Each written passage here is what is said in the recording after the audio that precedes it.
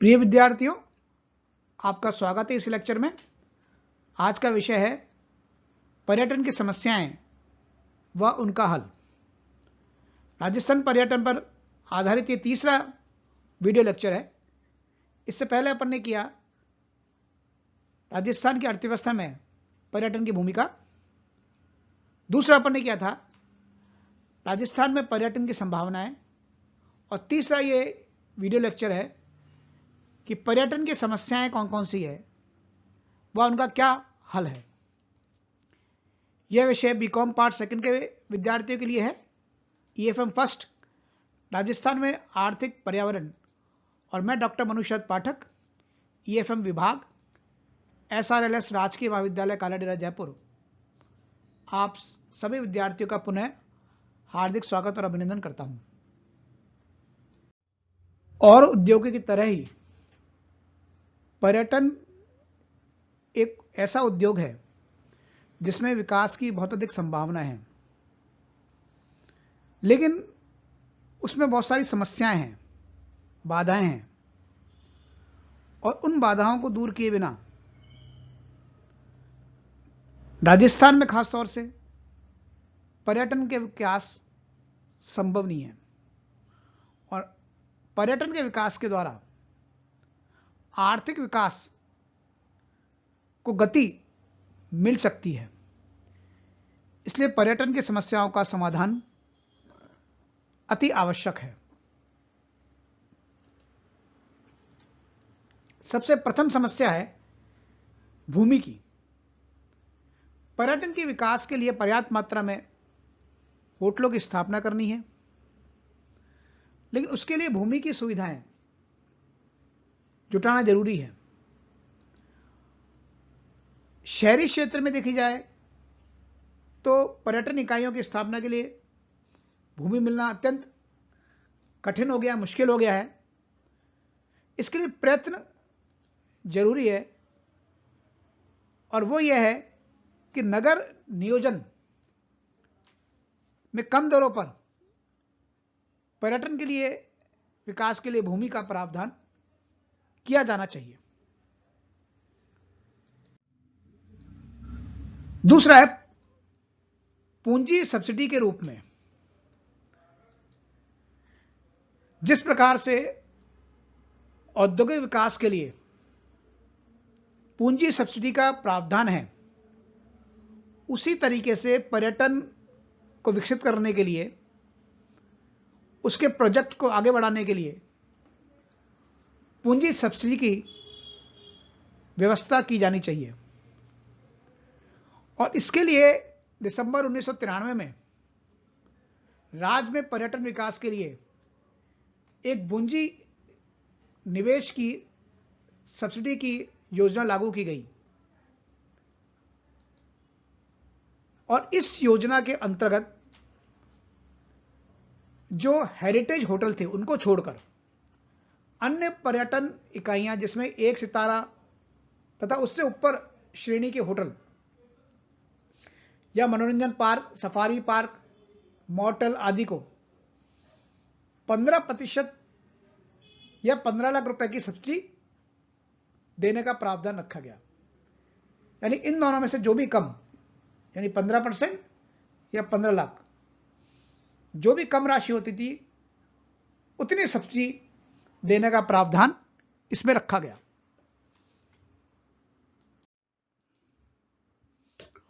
उदार शर्तों पर कर्ज की व्यवस्था भी एक पर्यटन के विकास में एक समाधान हो सकता है।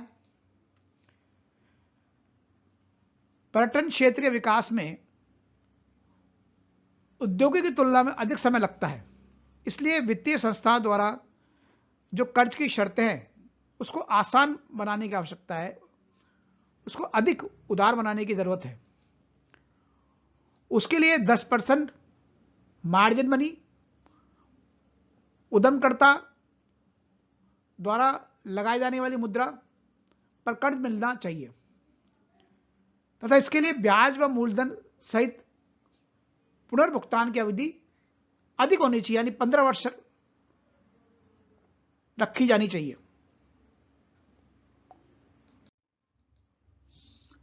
नए होटलों की स्थापना के लिए इक्विटी की व्यवस्था।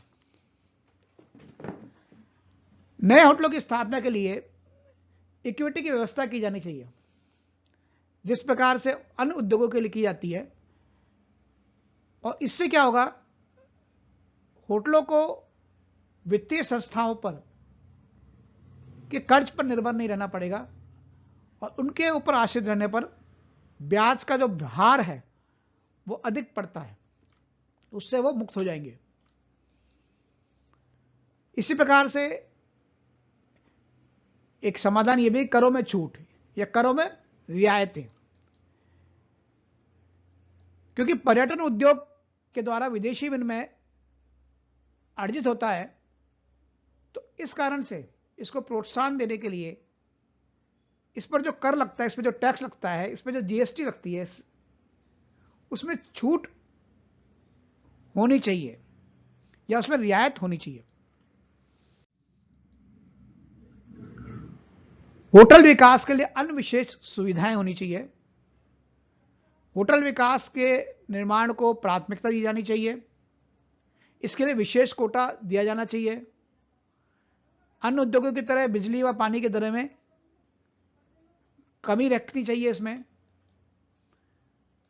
इसके अलावा पर्यटन के लिए निवास की व्यवस्था का विस्तार होना चाहिए। इसके लिए जिन सरकारी इमारतों का वर्तमान में अधिक उपयोग नहीं हो रहा है, उनको होटल या पर्यटन बंगलों में सुगमतापूर्वक बदल देना चाहिए, जिससे कि उनका सही उपयोग हो और पर्यटन उद्योग को बढ़ावा मिले।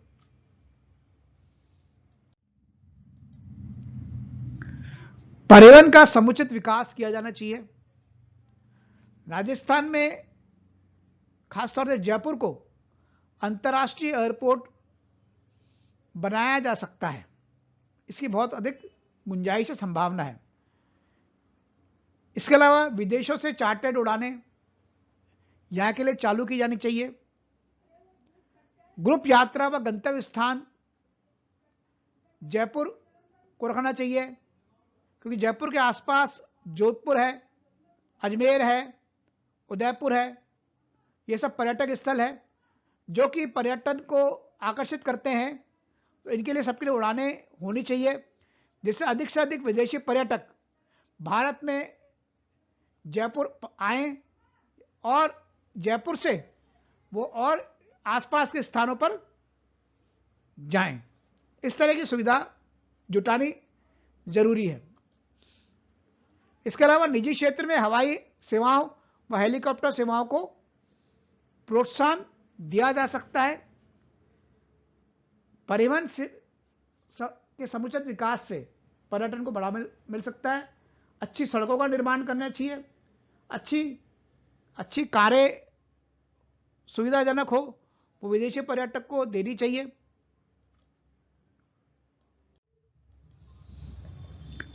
मनोरंजन की सुविधाएं व विकास। होटल में टेलीविजन की सुविधा होनी चाहिए, इंटरनेट का कनेक्शन अच्छा होना चाहिए, उसकी जो कनेक्टिविटी अच्छी होनी चाहिए, 24 घंटे की लाइट अच्छी होनी चाहिए, एसी होनी चाहिए, भाषा संबंधी सभी समस्याओं का समाधान होना अति आवश्यक है। होटलों में लोक संगीत को प्रोत्साहन देना चाहिए। तो इस तरीके से मनोरंजन सुविधाओं के माध्यम से पर्यटन को विकास को बढ़ावा मिल सकता है। इसके साथ साथ हस्तशिल्पी द्वारा भी पर्यटन विकास संभव हो सकता है। राजस्थान के दस्तकारों के विकास व पर्यटन विकास का परस्पर एक प्रकार से गहरा संबंध है। हमारा राज्य जो है, जहां पर हस्तशिल्पी कई प्रकार की वस्तुएं बनती हैं, जिसमें विदेशी जिसको खरीदने में बड़ी रुचि रखते हैं।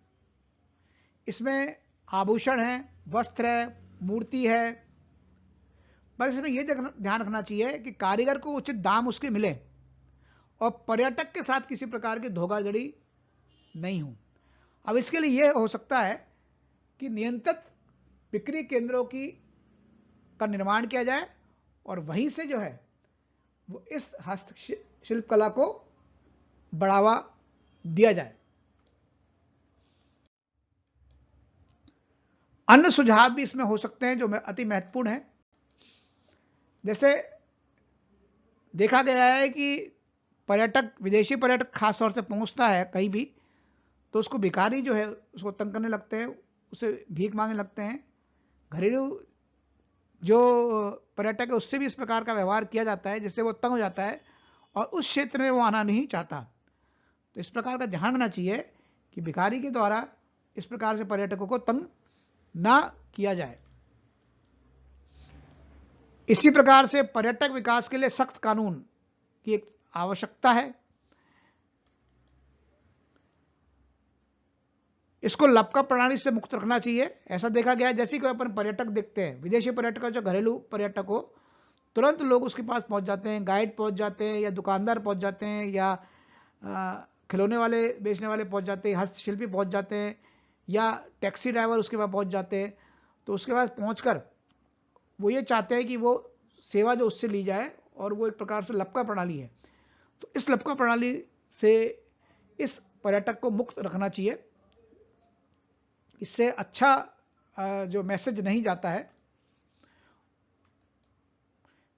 इसी तरीके से पर्यटन को बढ़ावा देने के लिए, पर्यटक की सही व्यवस्था करने के लिए एक अलग से पुलिस बनाई जानी चाहिए।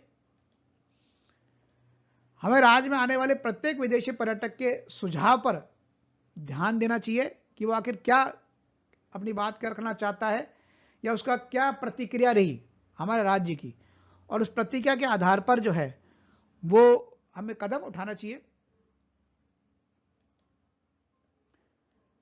इसी प्रकार से पर्यटक विशेषज्ञों का मत है कि राज्य में मरु त्रिकोण, जिसमें जैसलमेर, जोधपुर और बीकानेर है, इनके विकास पर अधिक बल देना चाहिए। इसमें विकास की बहुत अधिक गुंजाइश है इन क्षेत्रों में पर्यटन को बढ़ावा देने के लिए। तो आप सभी ने ये लेक्चर देखा जो कि पर्यटन की समस्याओं व उसके जो समाधान है उस पर आधारित था। बीकॉम पार्ट सेकंड के विद्यार्थियों के लिए है ये, और एक महत्वपूर्ण विषय है। तो आप चैनल को सब्सक्राइब करिएगा और इसको लाइक करिएगा। धन्यवाद देखने के लिए।